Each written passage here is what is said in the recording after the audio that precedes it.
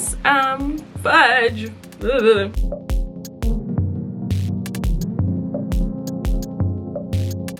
Hey friends, welcome back to my channel. Today's video is gonna be a book haul because I just got back from the bookstore. I just got back from Books A Million and I'm super excited about the books that I picked up, and so I just wanted to share it with you guys. I spent $75 at Books A Million. I got 7 books, so that's pretty good. I got a bunch of discounted books, so that's how I got out at $75. I've got several books already as part of my library. My dream is to have like a home library, so I'm kind of starting out. Let's see, this is my lights in the way, but over here is where I've got a shelf with books on it. I have, let me see, 30 books that I own before these that I just bought, which I just bought 7, so got 37 books now. I do apologize in advance. One of my cats is in a very talkative mood, so you might be hearing a little bit from at least one cat, 2 cats and a dog, so you might be hearing something from them. So we're gonna get right into the book haul now. The first book of my book haul is Graceling by Kristin Cashore. Oh, my lights are not friendly. Well, this is book 1 of 5. It's the Graceling Realm series. It says Katsa is a Graceling, one of the rare people born with an extreme skill. As niece of the king, she lived a life of privilege until the day her ability to kill a man with her bare hands revealed itself during a royal banquet. Now she acts as her uncle's enforcer, traveling the kingdom and threatening those who dare oppose him. But everything changes when she meets Poe, a foreign prince graced with combat skills who is searching for the truth about his grandfather's disappearance. When Katsa agrees to help him, she never expects to learn a new truth about her own grace, or about a terrible secret that could destroy them all.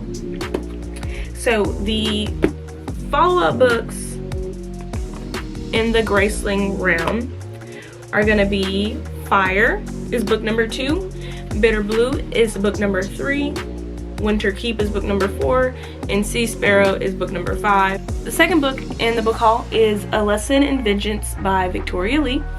Felicity Morrow is back at Dalloway School, the centuries-old ivy-covered campus that was her home until the tragic death of her girlfriend. She even has her old room in Godwin House, the exclusive dormitory rumored to be haunted by the Dalloway Five, a group of students who all died mysteriously. Some say the girls were witches. It's Ellis Haley's first year at Dalloway. A prodigy novelist at 17, she's eccentric and brilliant, and Felicity can't shake the pull she feels to her. So when Ellis asks Felicity to help her research the Dalloway Five for her second book, Felicity can't say no. But Felicity knows better than anyone how dangerous ghost stories can be, and when history begins to repeat itself, she will have to face that there's a darkness in Dalloway and in herself. So this is a dark academia book, and I just thought the cover was super pretty. My favorite color is purple. If y'all can't tell by like how I'm branding my channel, so the purple flowers on it like really caught my attention. Don't know how well you can see that, but I think it's really pretty. The third book I have here is The Girl with All the Gifts. Every morning, Melanie waits in her cell to be collected for class. When they come for her, Sergeant Parks keeps his gun pointing at her while 2 of his people strap her into the wheelchair. She thinks they don't like her. She jokes that she won't bite, but they don't laugh. This is going to be the first thriller / horror book that I read, and I'm hoping it's not too terrifying.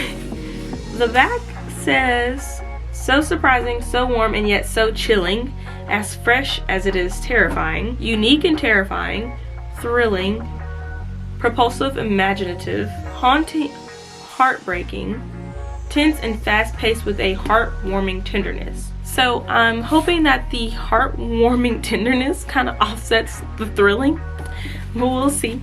The fourth book of this book haul is The Insomniacs. All Day They Waited for the Night is a little tidbit right here. It's by Marit Weisenberg. I think that's how you say that name. Soon, Ingrid and Van are up every night piecing her memory back together as Van works through his own reasons for not being able to sleep. They're both pulled into a mystery that threatens to turn their quiet neighborhood into a darker place than they realize. The title is out of focus. You can see here, the author's name is not like that. That's intentional. That's how the book is printed, which I thought was really cute. Next book and my book haul is Ruin and Rising by Leigh Bardugo, and it is the third book of the Shadow and Bone trilogy, which is also a Netflix series. I have read Shadow and Bone, which is right here next to me, and book 2 is in my TBR, Siege and Storm.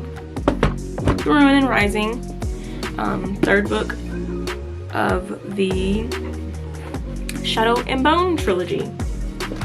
The next one I've got is The Deepest of Secrets. It's a Rocktown novel by Kelley Armstrong. First Kelley Armstrong book that I read. First and only so far. A Stranger in Town, a Rocktown novel. So I think The Deepest of Secrets should be like the second book to this.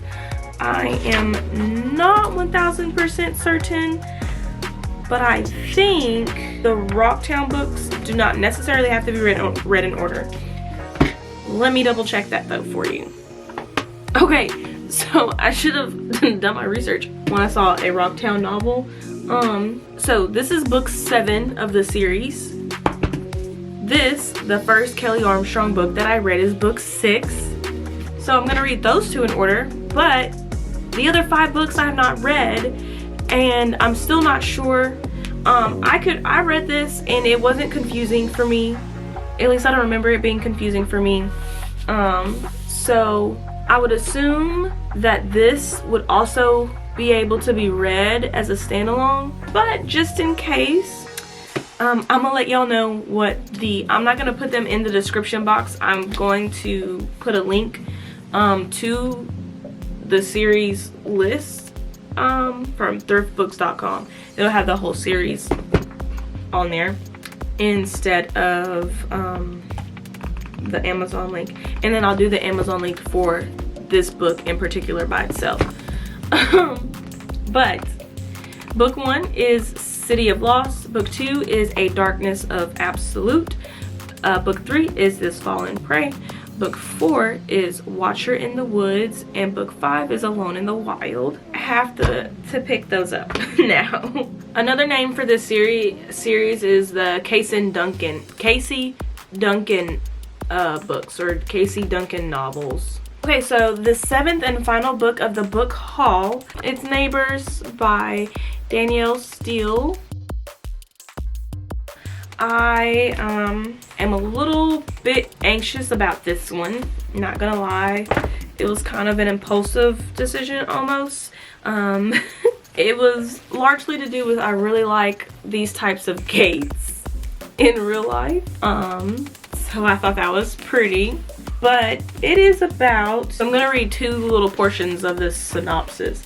It says, in Danielle Steele's gripping new novel, a reclusive woman opens up her home to her neighbors in the wake of a devastating earthquake, setting off events that reveal secrets, break relationships apart, and bring strangers together to forge powerful new bonds. And at the bottom, it says, filled with powerful human dramas, Neighbors is a penetrating look at how our world can be upended in a moment. In a novel of unforgettable characters and stunning twists, acts of love and courage become the most powerful forces of all. So it kind of, the synopsis made it sound kind of wholesome. So I was like, I'll give it a try. It's not usually my thing. I usually gravitate towards more fantasy mystery. So this book and the thriller is a little bit out of my comfort zone. The thriller probably is more aligning to books that I read normally than this one. This one sounds just like a drama, like it was saying, like It just sounds like a drama. I really hope you guys enjoyed this video.